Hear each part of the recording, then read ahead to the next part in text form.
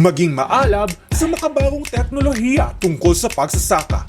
Marhay na aga Bicolandia, mayad na aga Catanduanes. Welcome po sa ating palay-aralan sa makabagong pagsasaka sa Himpapawid. Ating alamin kung ano ang mga dapat gawin tungo sa masaganang agrikultura at maunlad na ekonomiya. Oras naman para palaywakin natin ang ating kaalaman. Taong 1997 hanggang 1998 nang maranasan ang pinakamatinding hagupit ng El Nino. Hatid sa inyo ng Department of Agriculture, Agricultural Training Institute at PhilRice. Ito naman ang ating agri-tanong ngayong linggo. Tama o mali? Ang La Nina ay ang abnormal na paglamig ng karagatang Atlantiko? Matuto at mag-aral kahit nasa bahay. Makinig at manood sa 87.9 Radyo Periodiko, 98.9 Radyo Kaamiga, ATI Bicol Facebook page at ATI Bicol Sarabay YouTube channel. Tuwing Martes, alas 10 ng umaga at replay tuwing Linggo, alas 9 ng umaga.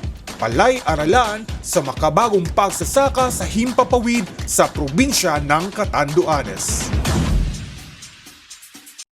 Maging matalino sa pagsasaka, makinig at matuto ng mga kapaki-pakinabang at makabagong kaalaman sa Palay-aralan. Halina't maging matalinong magsasaka! Marhay na aga Bicolandia at mayad na aga Catanduanes. Ako po si Kuya Chan at welcome sa ating ikatlong episode ng ating Palay-aralan sa makabagong pagsasaka sa Himpapawid. School on the Air on Smart Rice Agriculture sa probinsya ng Catanduanes. Hatid sa inyo ng Department of Agriculture, Agricultural Training Institute Regional Training Center 5 o ATI Bicol, PhilRice at lokal na pamahalaan ng probinsya through the Office of the Provincial Agriculturist o OPAG na pinangungunahan ng Provincial Agriculturist Ma'am Nelia Teves, ng ating Provincial Rice Coordinator, Ma'am Lorna Vargas, at ng ating Municipal Rice Coordinators sa 11 munisipyo ng Catanduanes. Tayo ay napapakinggan at napapanood sa 87.9 Radyo Periodiko, 98.9 Radyo Kaamiga ng Catanduanes State University, Panganiban Campus, ATI Bicol Facebook page at YouTube accounts tuwing Martes, alas 10 ng umaga at replay naman tuwing Linggo, alas 9 ng umaga. Isang oras na hitik sa kaalaman sa Palay-aralan para alamin kung ano ba dapat gawin tungo sa masaganang agrikultura at maunlad na ekonomiya. Kumusta ang lahat? Naway lahat ay umaasenso at umuunlad. Magandang araw sa ating 2,500 rice farmer sa mga bayan ng Virac, San Andres, Karamuran, Pandan, Bagamanok, Panganiban, Viga, San Miguel, Bato, Baras at Higmoto. Salamat sa pagtangkilik at sa pagsuporta sa programa at syempre sa adhikain ng kagawaran ng pagsasaka. Ngayong araw, sabay-sabay nating alamin kung paano ang pagpapatuyo ng palay ng walang bilaran, Matututunan din natin ang kabutihang dulot ng paggamit ng makinang pantuyo kumpara sa pagbibilad. Susundan ito ng paksa tungkol sa kwebo. Ito ay istrukturang kubo na kasing tatag ng kweba. So matatag ito sa mga malalakas na ulan kahit sa ulan na may kasamang hangin. Tayo na't manood at matuto. Palay-aralan. Maging matalino sa pagsasaka, makinig at matuto ng mga kapaki-pakinabang at makabagong kaalaman sa Palay-aralan. Halina't maging matalinong magsasaka!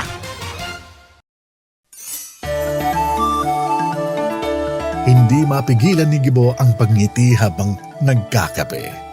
Bukod kasi sa halos 200 sako ang kanyang inani, ay ang lamig pa ng simoy ng hangin. Ayon sa Pag-asa, malamang ay bubuhos sa probinsya ni Gibo ang malakas na ulan. Bagamat may nakaambang ulan, panatag pa rin humihigop ng mainit na kape itong si Gibo. Kukuya-kuya-kuy pa. Nagulantang na lamang si Gibo nang marinig ng dumanagundong papalapit sa kanya ang kanyang misis habang tinatawag ng patili ang kanyang pangalan. Gibo!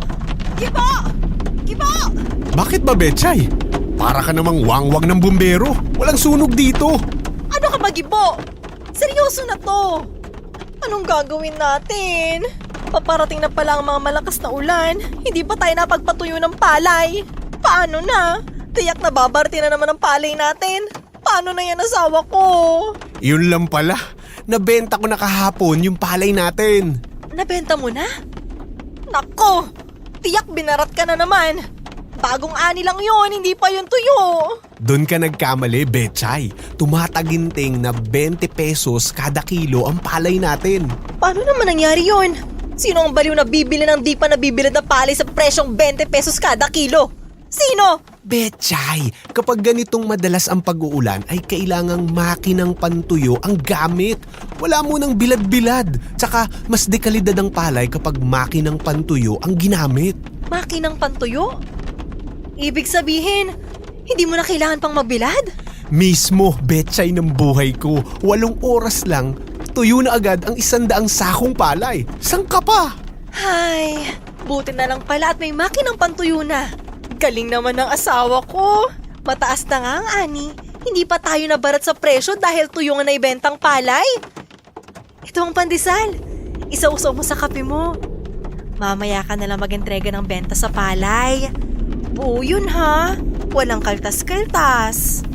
Wow, bigla ang lambing ng boses ni Auditor Betchay. Pagpapatuyo ng palay ng walang bilaran. Meron yan! Kaysa sa basa o sariwang ibaratilyo ang palay, mas mainam na ibentang tuyo, malinis at handang bigasin na ang palay. Di hamak na mas mataas ang presyo ng tuyo at malinis na palay. Bawing-bawi ang gastos at pagod sa pagpapatuyo nito. Basta kasi sigurong malinis at hindi durog ang butil ng bigas kapag pinatuyo ang palay gamit ang makina. Ito ay kung ikukumpara sa pagbibilad, lalo kung sa mga panahong hindi tuloy-tuloy ang matinding sikat ng araw. Kapag minalas-malas pa nga aabutan ng ambon o ulan ang palay sa bilaran. Sa makina, walang ambon, walang ulan. Ultimo ulap o kulimlim ay huwag mong iisipin. Dagdag pa riyan, mas mabilis ang proseso ng pagpapatuyo sa makina na aabot lamang ng 6 hanggang 8 oras kada 100 sako.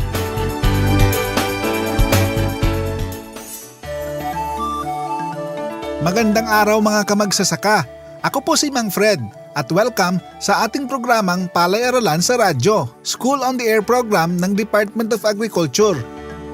Usapang makinang pantuyo ng palay tayo ngayong araw. Sa panahong nagkukubli sa ulap ang haring araw ngunit kailangang magpatuyo ng palay ay mainam na subukan ng mga makinang pantuyo tulad ng flatbed o reversible airflow flatbed o rapid fire infrared dryer. Sa makinang pantuyo, hindi mo na kailangan pang maghintay ng kung ilang araw para matuyo ang daan-daang sakong palay mo. Makakapanayam natin si Dr. Manuel Jose Regalado ng Rice Engineering and Mechanization Division ng PhilRice. Magandang araw po, Sir Manny. Magandang araw din po, Mang Fred. At magandang araw po sa lahat ng mga kamagsasakang tagapakinig at taga-aaral dito sa School on the Air. Ayan! So Sir Manny, kailan po ba nagiging praktikal ang mechanical na pagpapatuyo kumpara sa pagbibilad sa araw? Ganito yan, Mang Fred. Kung ang kondisyon ng palay o yung binhi inani natin ay tinatawag na good sariwa o skin dry, maaari itong pansamantalang imbak sa isang tuyong lugar na may maayos na ventilasyon at maaari nating ibilad kinabukasan o maaari pa sa makalawa pag maganda ang sikat ng araw. Ngunit sa panahong mataas ang halumigmig o moisture content nung kaani nating palay at hindi maaaring magbilad dahil siyempre hapon na matapos yung harvesting natin o dapit hapon pa nga. O di kaya'y sa kinabukasan naman maulap yung himpapawid. O minsan umaambon pa. Ganito yung panahon actually pagka mataas madalas na nangyayari sa tagulan. Magiging practical na patuyuin na natin yung inaning palay o binhi gamit ang mechanical dryer. Ayun, tama po yun Sir Manny. Lalo na po yung nakaraan na anihan, tag-ulan. Halos sabi nga nila, hinihingi na lang dahil ang mga magsasaka ay hindi makapagpatuyo ng palay. Sir Manny, ang tanong po namin, ano-ano po ang makinang ginagamit sa pagpapatuyo ng palay? Pakilarawan na rin po ang bawat isa kung ano po ang maaaring gamitin ng ating mga magsasaka. May binanggit ka na kanina, yung flatbed dryer. Ito po ay batch type na dryer na may kapasidad na 120 o 120 na kaban. Bali, 6 na tonelada kada batch. Meron po itong 12 horsepower na diesel engine o kaya 10 horsepower na electric motor.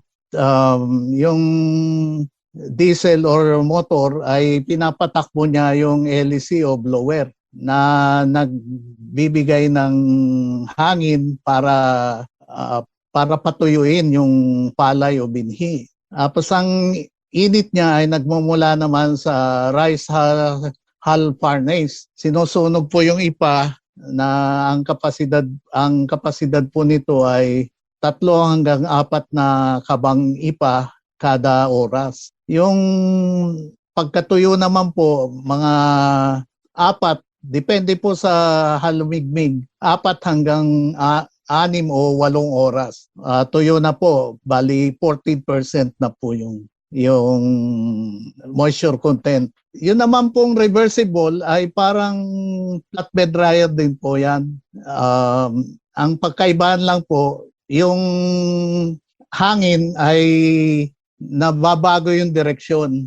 Dito sa flatbed dryer, conventional na flatbed dryer, mula sa ilalim pataas yung direksyon ng hangin na ibinubuga ng blower. Pero dito sa reversible, siguro mga after 4 hours, pwede mong baliktarin naman yung direksyon ng hangin. Mula sa ibabaw naman, papababa. Pero yung hangin na ito ay lumalabas po sa tagiliran ng dryer. Ito ay na-disenyo para hindi na po maghalo. Kasi yung merong mga gumagamit ng flatbed dryer, hinahalo pa ho yung palay na nasa loob na ng drying bin. Yung kanyang kapasidad naman po, iba-iba. May 4 na tonelada o 80 bags o 80 kabans. Meron din hanggang 10 tonelada o 200 bags na o 200 kabans na palay. Pero halos ganoon din po yung pag-drying time, umabot ng hanggang 8 oras, 6 na oras, 14% na po yun. Yun yung tamang moisture content o MC na pwede na pong gilingin o pwede na pong i-imbak na safe na po siya. Ang prime mover naman nito ay diesel engine. Yung 4 tons per batch ay nasa mga 12 horsepower. Pag 10 tons per batch naman ay nasa hanggang 25 o 26 horsepower na diesel engine. Meron pa po parang dinisenyo sa Philrice na tinatawag na rapid fire or far infrared ray emitter dryer. Ito po ay isang continuous flow naman. Hindi siya batch type. Tuloy-tuloy po siya. Bali yung palay na basta dadaan sa isang rotary drum, umiikot na drum na mainit. Tapos paglabas doon sa drum, nasa mga mula 24% MC pag pumasok. Paglabas niya, nasa mga 20 hanggang 18%. Tapos dadaan po siya sa isang grain cooler. Ito po ay oscillating tray na may bumubugang hangin. Mapapababa pa yung mula 18 hanggang 16%. Then dadaan po siya sa isang oscillating tray na panibago na may slab na ininit po na nag-i-emit po siya ng far-infrared rays. Para po siyang mechanical na or artificial na sun drying. Doon tinatapos yung drying process hanggang maging 14%. Nagkapasidad po nito ay nasa 1,000 kilo or 1 ton kada oras. Kung 8 oras kayo o 10 oras kayo magtuyo ng yung operation nyo, makakatuyo kayo ng 8,000 hanggang 10,000 kilo o 8 tons hanggang 10 tons per day. Ayun, napakarami po pala na pwedeng gamitin yung ating mga magsasaka, Sir Manny. Sa ngayon po ba, mayroon na po bang mga magsasaka na gumagamit o nakasubok na ng mga makinang ito? Yung pong flatbed dryer o kaya yung reversible airflow flatbed dryer, marami na pong gumamit niyan. Noong pang mga 1990s, nung una nilabas ng PhilRice yan, karamihan pong gumamit niyan mga seed growers, mga tanim ng palay para mag-produce ng seeds. Kasi napakainam po itong gamitin dahil hindi mo problema kasi sa seed production ay kung maghalo-halo yung mga variety. May mixture ay baka hindi ka pa sa seed certification. Sa pag ginamit mo yung flatbed dryer, sigurado ka na hindi mahahaluan. Tsaka dahil banayad lamang po yung pagdadry dito, mas maganda yung nakukuhang germination rate na mahalaga din po ito pag sa seed certification.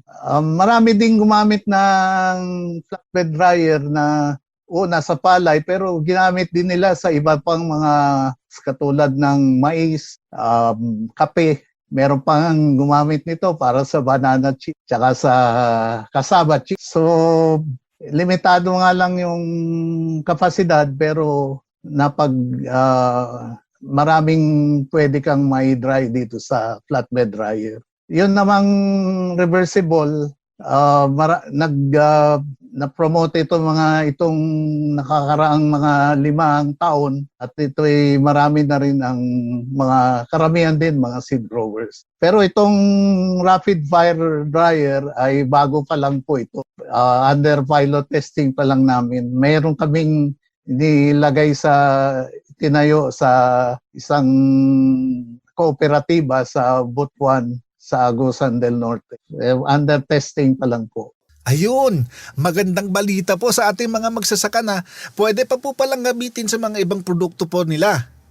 Sir Manny, ang tanong po natin ay, sa inyong experience po, totoo po bang mas malaki ang kikitain ng mga magsasaka kapag gumamit ng makinang pangtuyo kaysa sa mga magbilad po sa araw? Kung tutuusin mo, ang pagbilad sa araw ay pinakamura talaga yan dahil gagastos ka lang halimbawa doon sa labor, 10 piso hanggang 15 piso sa isang araw kada sako. Subalit, ang problema kung pwede ka magbilad kasi lalo na kung tag-ulan, nagbabadya palagi yung nauulan. Kaya pag nangyari yung ganun, natuyo na tapos mababasa, itutuyuin muli. Kinabukasan, tapos ganun na naman. So, pag hindi natuyo na maayos, paulit-ulit kang magbayad. Pero kung gagamit ka ng makinang pantuyo, ay hindi mo magiging problema yung sa ulan dahil naka-shelter yung dryer. Kahit na umulan, kahit na walang araw, gabi, ay pwede ka patuyo gamit yung mechanical dryer. Pero yung tanong mo na mas malaki nga ba ang kikitain, kung isang beses lang siguro magpatuyo sa araw, yung farmer, mas malaking kikitain mo sa pag nagbilad ka sa araw. Pero kung hindi kaya na magpatuyo sa isang araw, halimbawa umabot pa ng 3 araw, ay di gastos yun. Bawat kilos ngayon may bayad, 5 piso, 10 piso kada sako. So, abutin na ng 30, ganyan. Hindi na rin masasabi na mas malaki ang kikitain pagka yung nagbilad ka kumpara sa mechanical dryer. Kung ang mechanical dryer naman, malaki actually ang kita kung maramihan. Kaya nga, dapat kooperatiba yung gumagamit nito. Yung namimili siya ng palay ng mga miyembro Tapos yung kooperatiba ang nagpapatuyo nung mga palay ng mga membro. Tapos pwede nilang gilingin, gawing bigas o kaya ibenta rin na toyong palay. Makikita na doon ng kooperatiba. Saktong-sakto po yan, sir, sa panahon ng tag-ulan kasi mahirap nga po na magpatuyo, lalo na po sa mga seed growers. Matanong lang po namin, magkano po ang gastos ng mga magsasaka kung gagamit ng makina kumpara po sa pagbibilad sa araw?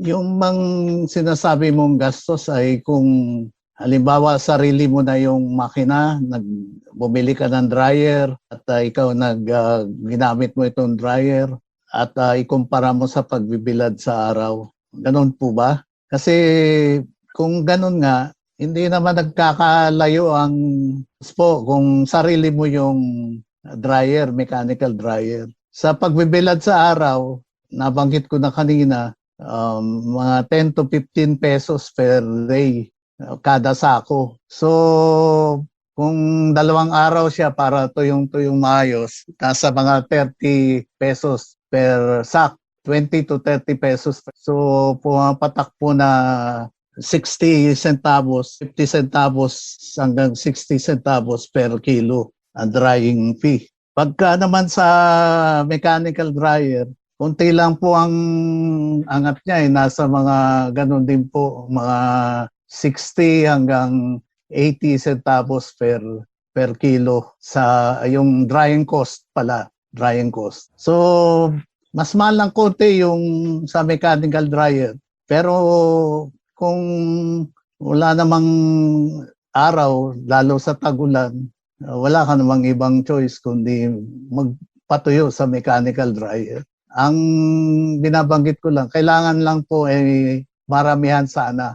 Hindi unti-unti lang yung dinadry para po yung tinatawag na economics of scale. Mas marami yung pinaprocess, dinadry, mas kapaki-pakinabang po, mas efficient po yung proseso ng pagpapatuyo sa gamit ng mechanical dryer. Ayun, depende nga po talaga ito sa sitwasyon, ano po. Kasi ang magpapatuyo sa araw ay napakamura. Kung tag-ulan naman at marami po ang masisira na bagong ani, napakainam po na mayroon tayong magagamit na mechanical dryer. So, Sir Manny, sakali man po na ang mga magsasaka ay nais po na gumamit o mag-put up ng ganitong makinarya, saan po pwedeng makipag-ugnayan kung nais nilang magpatayo ng makinang pangpatuyo? Pwede po silang makipag-ugnayan sa Rice Engineering and Mechanization Division ng PhilRice. Napin lamang po si Engineer or Dr. Arnold Juliano, ang aming division head. Pwede rin pong kontakin kami through yung tech center. At yung in charge sa tech center ay i-relay niya yung mensahe sa aming division. Ayun, tamang-tama po. Kasi kami po mismo ay nagtatanong sa text center. Ang number nga po nila ay 0917-111-7423. Ayan, Sir Manny, kasi marami po ang nagsasabi na kapag pinatuyo sa makinang pangtuyo o yung mechanical dryer, nag-aamoy usok at makutimang bigas. Totoo po ba ito at may mga dapat bang iwasan kung gagamit po ng makinang pangtuyo? Yung pong nag-aamoy usok, maaari pong mangyari po siya dahil una, kung yung ipa na ginamit ay basa, hindi maganda ang pagkatuyo nung ipa. Kailangan tuyo rin kasi yung ipa at saka malinis. Hindi dapat mabasa. Kasi pag sinindihan mo yung ipa na medyo basa ay mausok. Tapos ang nangyayari po ay pag binuksan pinaandar na yung blower at mausok pa, ay yung lahat ng usok niya pupunta doon sa palay na tinutuyo. So, para na ho siyang magiging tinapa kasi pinausukan. Para mapigilan to, yung mga flatbed dryer po kasi ay meron siyang butas sa dulo na parang manhole na sa umpisa binubuksan muna yun para yung lahat ng hangin muna ay dumaan doon, hindi muna dadaan sa mga butil ng palay doon sa drying bin. Kaya pero pag maayos naman na yung sa pugon, sa furnace, wala nang usok. Maiwasan na po yung amoy usok. Tsaka yung makutim, depende po sa pagpapatuyo na kung yung pagpapatuyo ay hindi maayos. Halimbawa, doon pa lang sa sako, bago yung patuyuin ay nanginit na po sa loob ng sako, basa yung palay. Nasa maghapon o magdamag pa siya na hindi napapatuyo.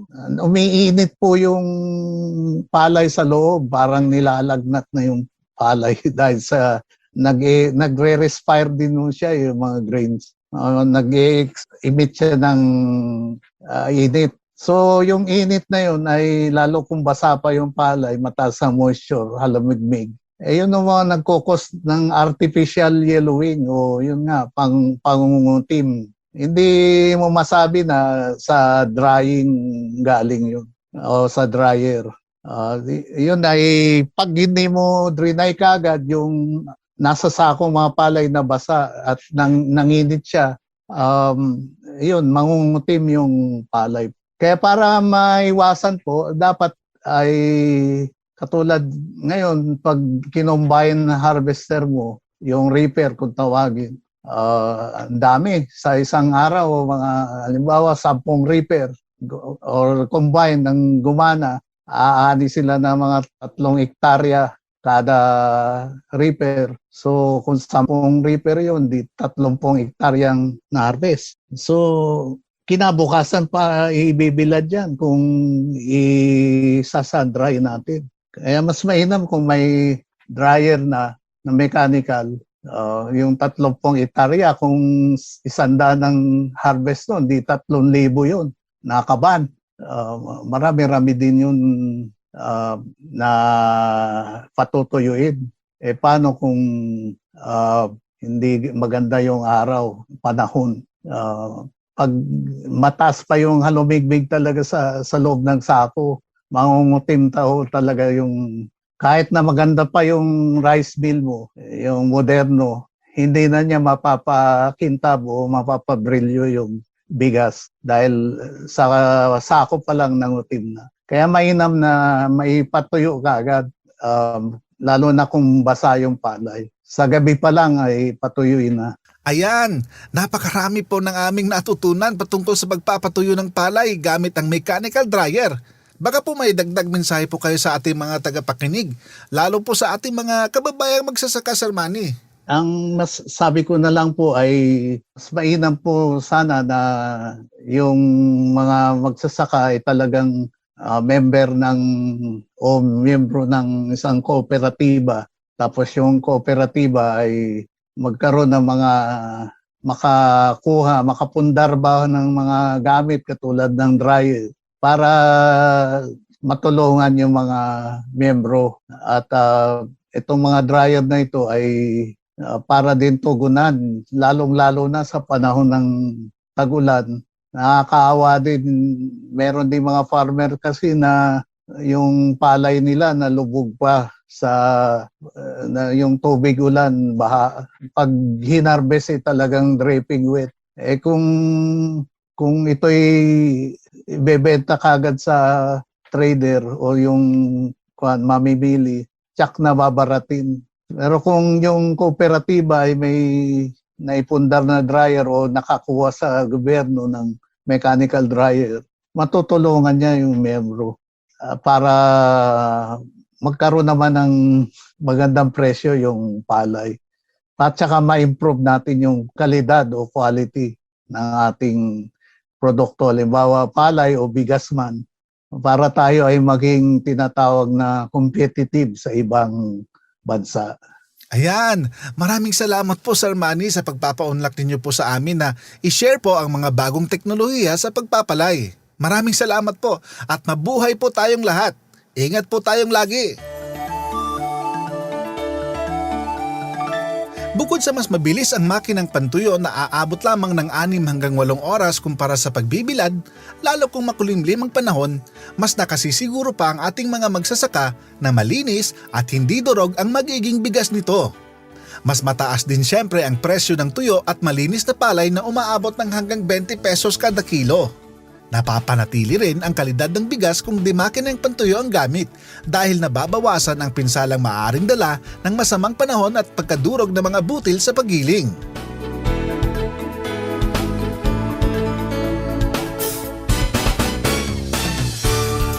Palay Aralan. Palaywakin natin ang ating kaalaman.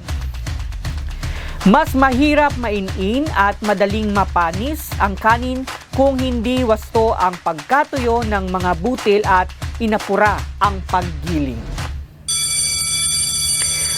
Agritanong, magbigay ng isang halimbawa ng makinang pantuyo ng palay. Magbigay ng isang halimbawa ng makinang pantuyo ng palay. 5 seconds para sumagot. Pwede nyo rin itong sa ating mga tagapanood, pwede nyo rin itong i-comment sa ating comment sections.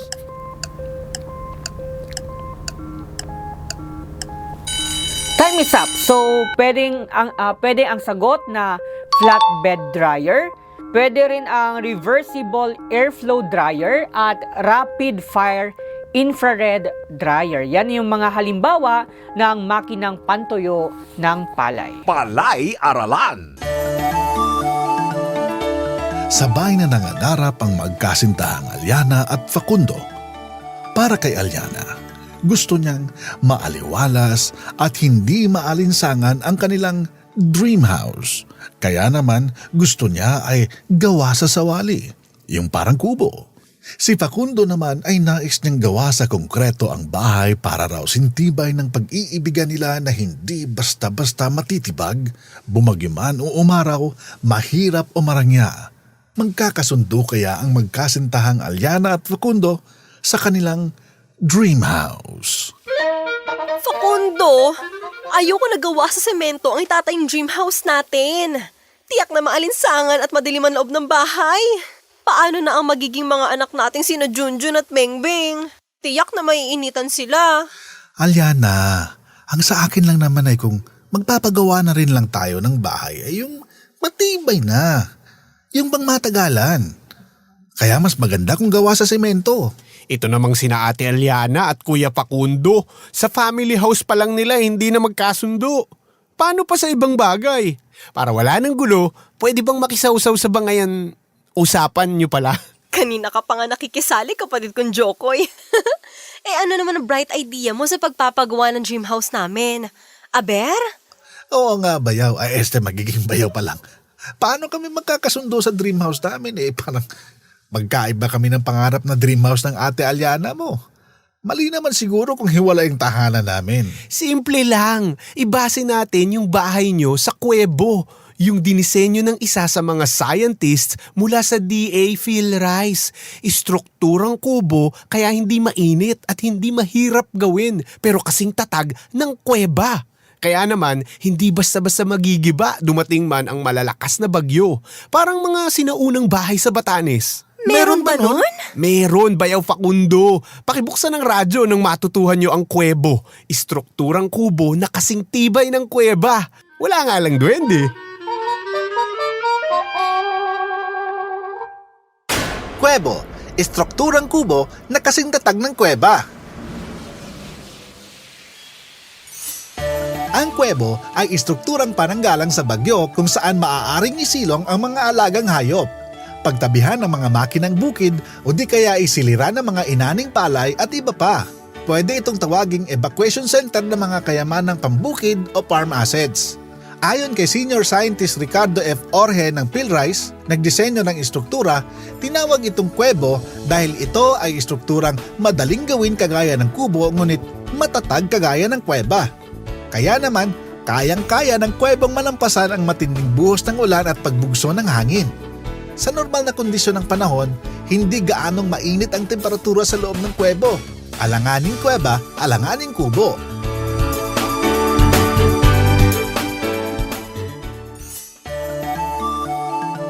Magandang araw mga kamagsasaka. Ako po si Mang Fred at welcome sa ating programang Palay-Aralan sa Radyo, School on the Air program ng Department of Agriculture. Tutok lang po kayo. Usapang kuwebo tayo ngayong araw. Ito po yung istrukturang kubo na kasing tatag naman ng kuweba. Hindi basta-basta iwawas-iwas ng bagyo.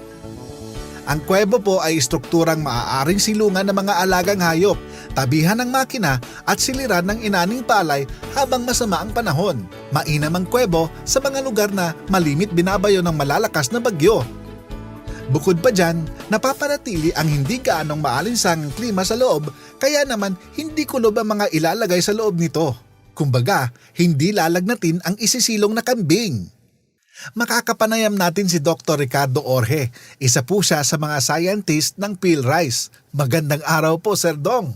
Magandang umaga din, Mang Fred, at sa lahat ng ating mga tagapakinig.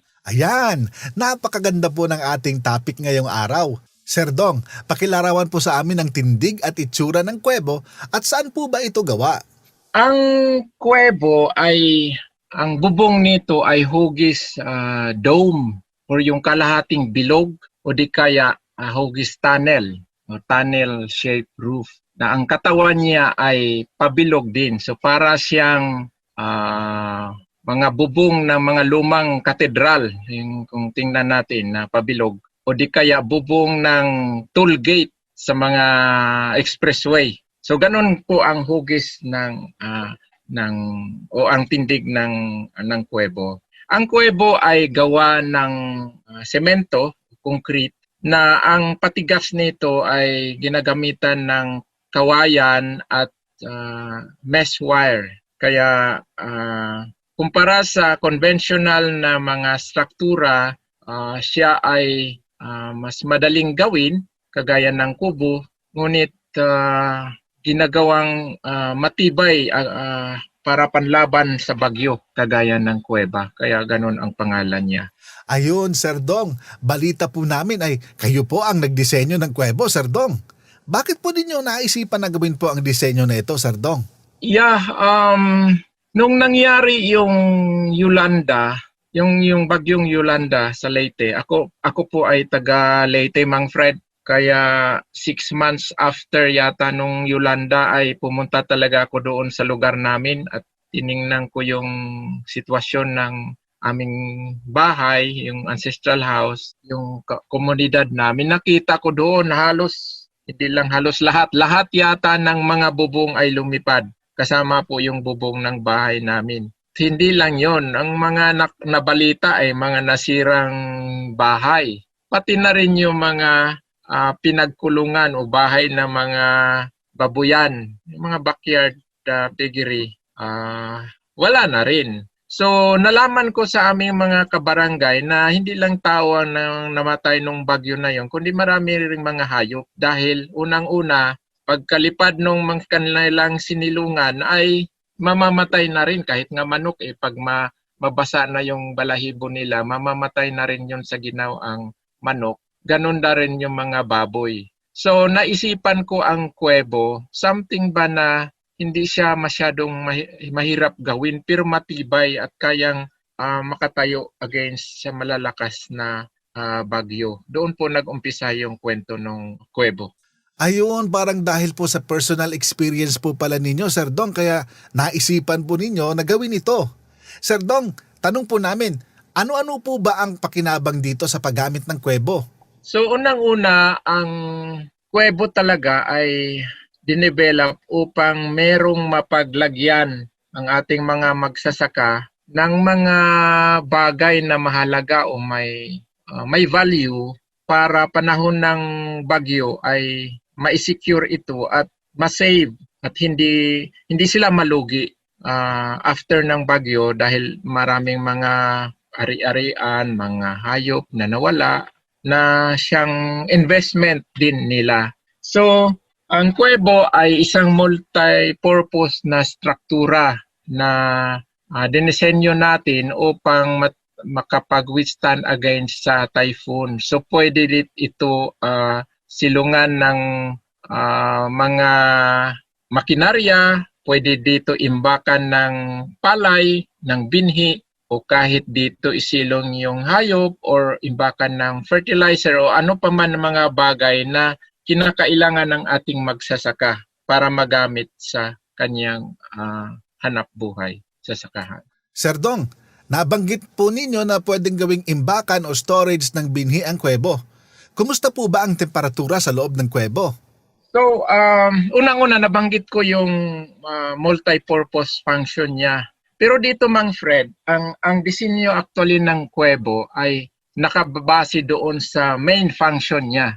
So, halimbawa, multi-purpose nga pero meron siyang main function, main purpose na doon ang basihan ng pagka-design natin ng kuwebo. Halimbawa, gawing imbakan, tsak mahalaga yung temperatura sa loob. Kaya may mga ilalagay tayong butas para maging maayos yung ventilasyon ng daloy ng hangin upang mapanatiling mababa ang temperatura sa loob na siyang kinakailangan kung meron tayong imbak na binhi ng palay. So, base naman doon sa mga naunang nagawa namin, idea, ano naman siya, yung hindi siya yung temperatura na nasa loob ng isang istaktula na ang bubong ay yero. So relatively malamig siya dahil ang bubong nito ay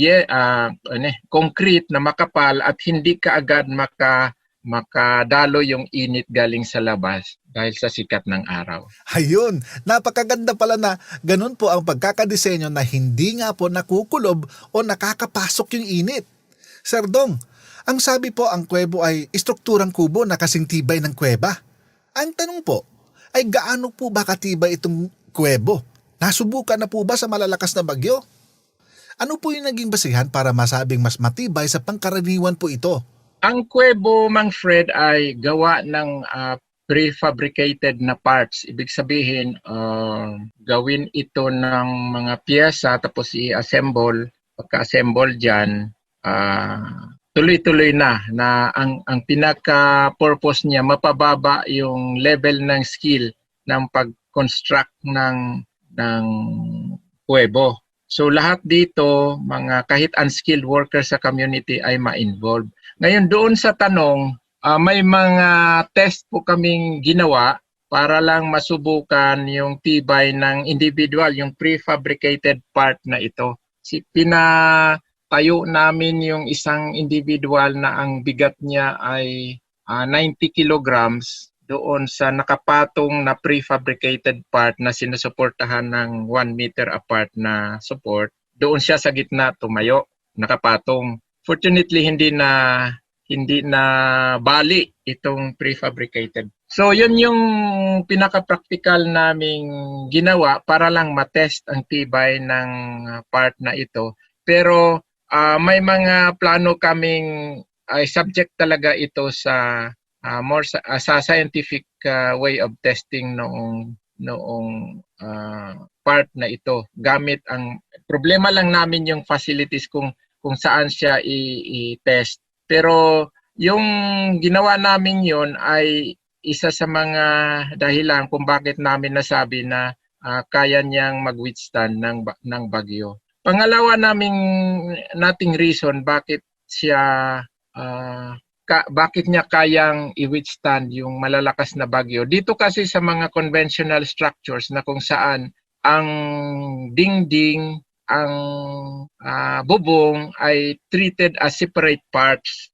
Base doon sa na-observe ko sa Yolanda, ang bubong ay lumilipad na buong bubong. Ibig sabihin hindi lang yero ang natanggal kundi yung buong bubong. Yero plus yung kahoy na pinagkabitan ng yero. So base kasi sa pag-aaral, nag-confirm yung na-observe ko doon sa mga nabasa ko sa mga reports, scientific reports, na ang weakest point daw ng structure ng building ay yung point na kung saan nagsalubong ang dingding at ang bubong. Pero dito sa kuwebo, hindi mo treated as one yung dingding at saka bubong kasi isang dome shape siya. So tuloy-tuloy yan from dingding hanggang bubong, paikot yan hanggang dingding. So wala kang ma-identify na point na kung saan nag-meet yung bubong at saka ng dingding. So hindi siya ganun kadaling tanggalin or ilipad ng malalakas na bagyo.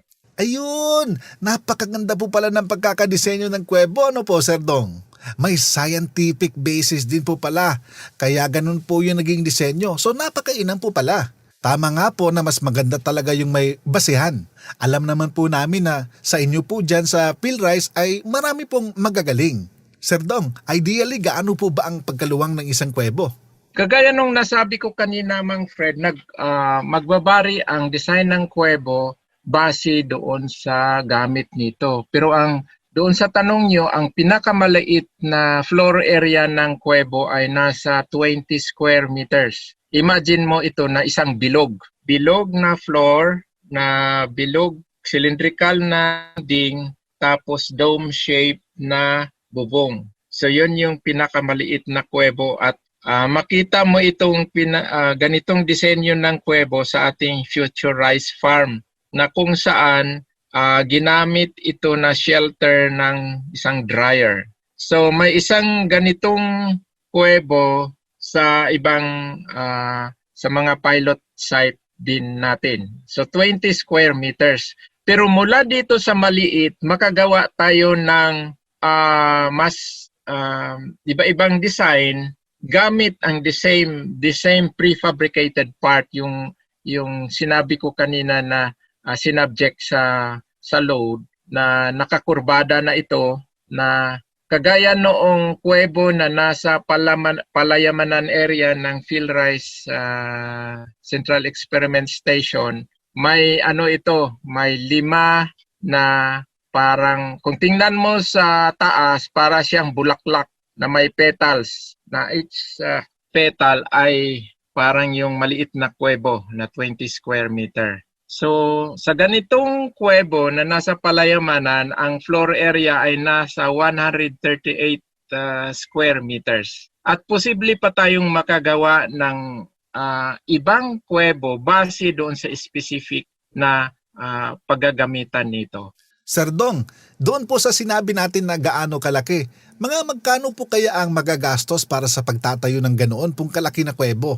Base sa aming computation dito, Mang Fred, unfortunately, mga pa ito, 2019 na data, umaabot ng mga 2,300 pesos per square meter floor area ang investment natin sa pagtayo ng kuwebo. So, ginawa namin itong per square meter floor area para rin ma-compare namin doon sa mga ibang istruktura na nakatayo. So, kung meron kang kagaya noong nasa Palayamanan, ang floor area niya ay nasa 138 square meters, inabot din kami ng doon, nasa mga 300,000 pesos. Pero sa ganong luwang yon na i-computein mo nga yung per square meter ay nasa 2,300 pesos per square meter. Pero ikumpara mo ito sa ibang conventional na paraan ng paggawa ng structures, malaki pong kababaan ito sa cost. Kasi karamihan ngayon hindi bababa sa 5,000 pesos per square meter floor area nung structure o nung building. Ngayon, ang assumption dito, gastos lahat pati labor. Pero ang idea ng kuwebo ay bayanihan. Halimbawa, sa isang komunidad o sa isang kooperatiba, kung magtayo kayo ng kuwebo, free na yung service ng labor, o sa isang household, involve mo yung lahat ng miyembro, pwede ka makatipid ng labor. Sa na rin, pinipresyohan namin yung kawayan na siyang reinforcement noong concrete na maari namang libre sa ibang lugar. Ang laki po pala ng kaibahan, po? Mas malaking tipid po pala kung sa disenyo na ganyan. Sir Dong, may tanong lang po ako doon sa reinforcement na sinasabi po natin na kawayan. May pag-aaral na po ba kayo, Sir Dong, kung ano po ang pagkakaiba o gaano po katagal ang buhay ng reinforcement na kawayan kumpara po sa karaniwan na bakal? Ang paggamit ng kawayan ngayon, Mang Fred, ay binabalikan kahit doon sa larangan ng architecture. So, considered na rin siya na isang structural material. So, may mga literatures na nagsasabi na ginagamit ang kawayan as reinforcement noong concrete. Ngayon, maalala ko, nung maliit pa ako at may yung babuyan namin nga noon, kasi ang tatay ko ay karpentero, ang gamit niyang reinforcement doon sa mga kapalit doon sa bakal na kung saan itutusok sa hollow block ay actually kawayan. At naalala ko yun, hindi naman siya nasisira noong time na sirain na yung silungan ng babuyan dahil may itatayo ng iba. Ngayon, kung lagyan mo siya ng scientific basis, tama nga, hindi siya masira kaagad kasi ang kawayan ay binalot ng semento. Ibig sabihin, hindi siya mabubulok dahil limited, wala na masyadong interaction ng oxidizer, yung oxygen. So walang decomposition na mangyayari. So yun yung isang dahilan kung bakit para mapababa natin at ang cost ng kuwebo, gumamit tayo ng kawayan. Ang isa pang dahilan, ang kawayan ay resistant, makapag-withstand siya ng tensile force, yung paunat na force, which is yan ang weakness naman ng concrete. Kaya magandang pagsamahin itong kawayan doon sa concrete kasi kung sa mga load na nauunat yung concrete, nandoon yung kawayan na siyang mag-oppose sa force na yun. Napakaganda po na pagkakapaliwanag ni Sir Dong. Sir Dong, baka po may mga asosasyon na po ba kayo ng mga magsasaka na nakapagpatayo o natulungan po na magtatayo po ng ganitong klase ng istruktura, kuwebo? Yes, Mang Fred, dito sa rice din natin sa Saragosa, Nueva Ecija, may tinayo tayong kuwebo sa isang kooperatiba o farmers association sa Mayamot, Saragosa, Nueva Ecija, na ang kuwebo na ito ay ginagamit nilang shelter doon sa kanilang mushroom production. So iba din ang hugis nito. Imagine mo yung bilog, kinati mo, in-slice mo, inunat, tapos nilagyan pa ng extension sa gitna. So para siyang oblong kung tingnan sa taas, ang floor area niya oblong. So part doon ay nandoon yung space para gumawa ng mga fruiting bags yung mga miyembro ng asosasyon, at nandoon yung isang dulo nito ay isang room na kung saan doon nila patubuin yung mga mushroom. So makikita ito doon sa Mayamot, Saragosa, Nueva Ecija. Meron namang isa sa isang farmer leader sa may Macarse, Saragosa, Nueva Ecija. Malapit na yatang matapos o baka tapos na ngayon. Nakulong lang kami, hindi kami makabisita doon. Ang kuwebo ay isang ginamit niya na shelter ng free-range chicken. So ang hugis din nito ay ganun din, parang oblong, na doon magstay ang chicken habang panahon ng gabi or pag mainit ng panahon, pero gagala-gala din siya doon sa paligid niya. Meron pang isa sa may Santiago, Isabela, sa Rice Beach community din ito. Ito yung masabi ko, yung pinakamaliit na kuwebo, yung 20 square meter floor space na ginagamit din imbakan ng mga fertilizer at saka iba pang kailangan sa bukid ng magsasaka. Napakarami po ng ating napag-usapan, Sir Dong. Dagdag lang po namin. Sakali po na katulad namin na magsasaka ay nais po na magpagawa ng ganitong istruktura, kanino at saan po kami pwedeng makipag-ugnayan, Sir Dong? Makipag-ugnayan din lang sa engineering, sa akin through sa ating tech center, kasi ang kuwebo ay talaga ito, parang do it yourself type na technology. Wala tayong matatawag na cooperating manufacturer na mag-construct nito. Babayaran na lang ng kung sinong gustong magpagawa, kundi sila mismo kung sino ang may balak, bahala na silang magpagawa gamit ang guide.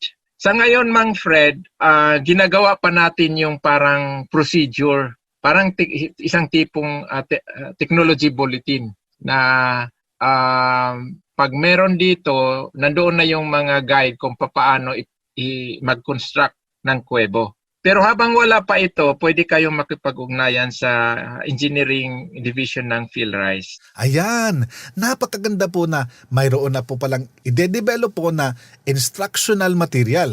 Sa atin pong mga kababayan na interesado na magtayo ng kuwebo, ay pwede po pala kayong mag-text o tumawag po pala sa hotline nila.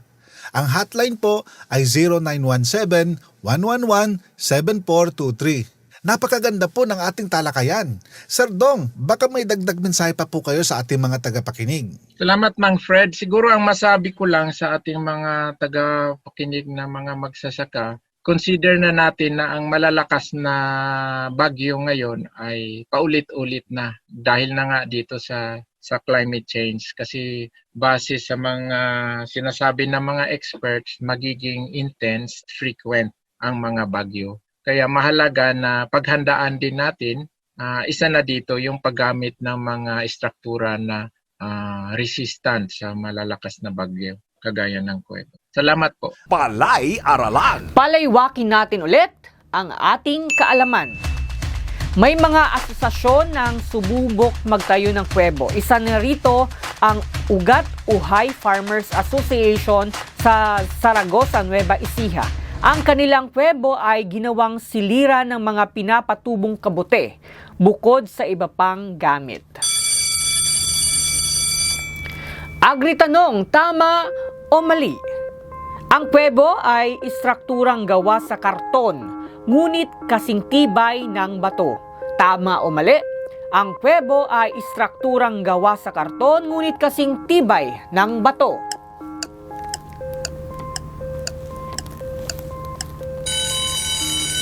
Time is up. Ang sagot natin ay mali. Siyempre, ang kuwebo ay istrukturang kubo na kasing tibay ng kuweba. Yan.